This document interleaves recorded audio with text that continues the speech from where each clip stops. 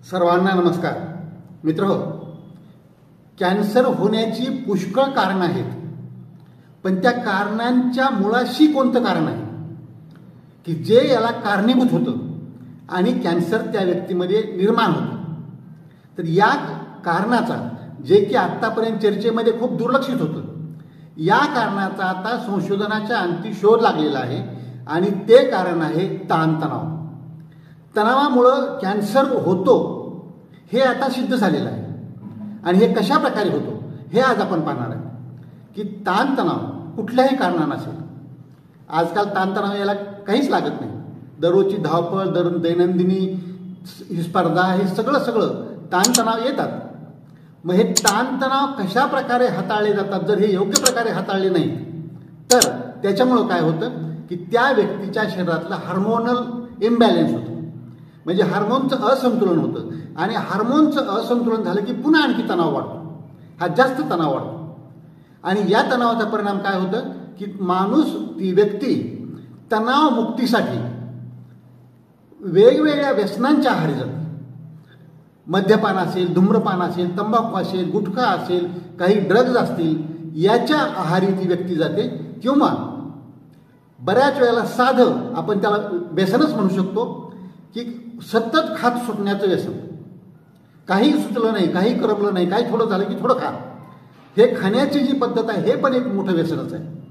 अतिशय खात राहणं, सतत खात राहणं, आणि त्याचा परिणाम काय होतो, मग हे कॅलरीज जेवढ्या वाढतात, ह्या व्यसनामुळं दुष्परिणाम, ह्या कॅलरीज वाढल्यामुळं दुष्परिणाम, त्याचे चरबीत रूपांतर होतं आणि वजन वाढतं, लठ्ठपणा वाढतो.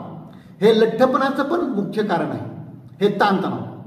म्हणजे ताणतणावामध्ये काय होतं की योग्य लाईफस्टाईल जी असते, जे आरोग्यासाठीच्या महत्त्वाच्या गोष्टी करायच्या असतात त्या पाठीमागे राहून जातात. आणि ती व्यक्ती ज्या गोष्टी न करायला पाहिजे त्या गोष्टी करायला लागतात. ज्या प्रकारे विचार नाही केला पाहिजे तसा विचार करायला लागतो. जे खाल्लं नाही पाहिजे ती खायला लागते, जे केलं नाही पाहिजे ती करायला लागते. आणि याच्यामुळं काय होतं की जे शरीरामध्ये तयार झालेले विषारी घटक असतात, ज्याला आपण टॉक्सिन्स म्हणतो, किंवा हे फ्री रॅडिकल्स जे निर्माण होतात मध्ये, यांना न्यूट्रल करणं किंवा यांना बाहेर काढून टाकणं हे शरीराला शक्य होत नाही. मग हे शरीरामध्ये साठत राहतात. कारण तिथं आरोग्याच्या सवयीचा थोडा कमी किंवा तो अभाव असल्यामुळं आणि ह्या नको त्या गोष्टी जास्त असल्यामुळं हे घटक सगळे शरीरात साठून राहतात. आणि जसजसे हे शरीरामध्ये घटक वाढतील, हे टॉक्सिन्स वाढतील, हे फ्री रॅडिकल्स वाढतील, नको ती रसायनं शरीरामध्ये वाढतील, तेव्हा काय होतं, याचा परिणाम शरीरातल्या प्रत्येक पेशीवर व्हायला लागतो. आणि याचा परिणाम होऊन ज्याला ट्रान्सम्युटेशन म्हणतो आपण, त्या पेशीमध्ये बदल हळूहळू व्हायला लागतात आणि अचानक त्या पेशींची वाढ भरमसाठ व्हायला लागते, अनकंट्रोल्ड ग्रोथ. म्हणजे ही वाढ कशी असते, अबनॉर्मल असते.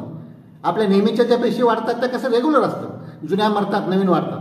परंतु इथं काय होतं की ह्या पेशी अनकंट्रोल वाढायला लागतात आणि या पेशी वाढल्यानंतर त्याच्यापासून मग कॅन्सर तयार होतो. कॅन्सर म्हणजे काय, uncontrolled growth, abnormal growth of the cells. म्हणजे पेशींची ही वाढ असते आणि ही वाढ पेशीमध्ये बदल झाल्यामुळं मग होऊ लागते आणि असा कॅन्सर निर्माण होतो. म्हणून कशाला दोष दिला पाहिजे आपण, त्या व्यक्तीच्या, म्हणजे जर खात असेल सतत, त्या सवयीला दोष दिला पाहिजे, व्यसनाला दोष दिला पाहिजे, त्या ड्रग्जला दोष दिला पाहिजे, रसायनांना दोष दिला पाहिजे. याच्यावर आपण सगळे दोष देत आहोत आत्तापर्यंत. की लठ्ठपणा झाला की कॅन्सर वाढतो, व्यसनाच्या आहारी गेलं की कॅन्सर वाढतो, हे सगळ्या ह्याच्यामुळं कॅन्सर वाढतो आपण म्हणतो. याच्यापेक्षा याच्या मुळाचं जे कारण आहे आणि ज्याची आपण चर्चा करत आहोत ते ताणतणाव, ते चांगल्या प्रकारे हाताळायला शिकलं पाहिजे.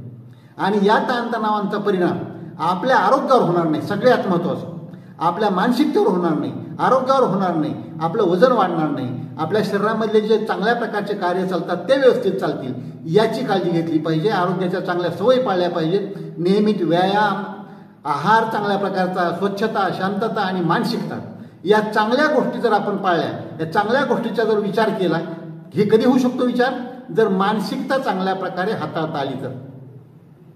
आणि मला एक आवर्जून म्हणा वाटतं की मानसिकता हाताळण्याकरता टेन्शनमध्ये विनाकारण जाऊ नका. तुम्हाला जो प्रश्न असेल, जो प्रॉब्लेम असेल, त्या प्रॉब्लेमला भिडा, त्या प्रॉब्लेमला तो सोडवण्याचा आटोकाट प्रयत्न करा. पूर्ण प्रयत्न करा, सहकार्य घेऊन प्रयत्न करा. आणि जर तो नाही प्रॉब्लेम सुटत असला तर त्या प्रॉब्लेमला सोडून द्या. तुमच्या जीवापेक्षा तो मोठा नाही. आपण काय म्हणतो, सोडवा, ती समस्या सोडवा, नाही तर त्या समस्येला सोडून द्या. या पद्धतीनं चाललं पाहिजे. म्हणजे काय होईल, ताण तणाव चांगल्या प्रकारे हाताळता येतील. आपणाला कळलं पाहिजे की आपण काय बदलू शकतो, काय बदलू शकत नाही. जे बदलू शकतो ते बदलता आलं पाहिजे, प्रयत्न करून केलं पाहिजे. आणि जर बदलूच शकत नाही असं वाटलं तर त्याला सोडून दिलं पाहिजे, ते ॲक्सेप्ट केलं पाहिजे. तर अशा प्रकारे हे ताणतणाव जर हाताळता आले तर पुढचे जे कॉम्प्लिकेशन्स आहेत, जे आपण घटक म्हणतो किंवा जे दोष म्हणतो कॅन्सर होण्याची कारणं आहेत, ही सगळी कारणं कंट्रोल करता येतील. म्हणून सगळ्यात मोठं जे कारण आहे, हे कारण म्हणजे ताणतणाव, आणि याच्यामुळं अप्रत्यक्ष कॅन्सर होतो हे आता सिद्ध झालेलं आहे. त्यामुळं प्रत्येकानं आपल्या आपल्या मनावरचा कंट्रोल, मनाचा ब्रेक, उत्तम ब्रेक, हा कंट्रोल चांगल्या प्रकारे सांभाळला पाहिजे. ताणतणाव हाताळायला शिकलं पाहिजे. फॅमिलीचे रिलेशन्स, नातेवाईकाचे, मित्रांचे, हे सगळे तुम्हाला मदत करतील. आपण त्यांच्या सगळ्याची मदत करून घेऊन हा ताणतणाव चांगल्या प्रकारे हाताळला पाहिजे. हे सगळं करूया आणि निरोगी राहून दीर्घायू. आजचा व्हिडिओ आवडला असेल तर इतरांना पाठवा, लाईक करा, कॉमेंट करा. आणि डॉक्टर राम जावळे हे चॅनल जर आजपर्यंत सबस्क्राईब केलं नसेल तर प्लीज सबस्क्राईब करायला विसरू नका. कारण आपलं आरोग्य आणि सत्यमेव जयते, सर्व नात्याहून श्रेष्ठ मला हेच नातं. जय जवान, जय किसान, जय भारत, जय इंसान.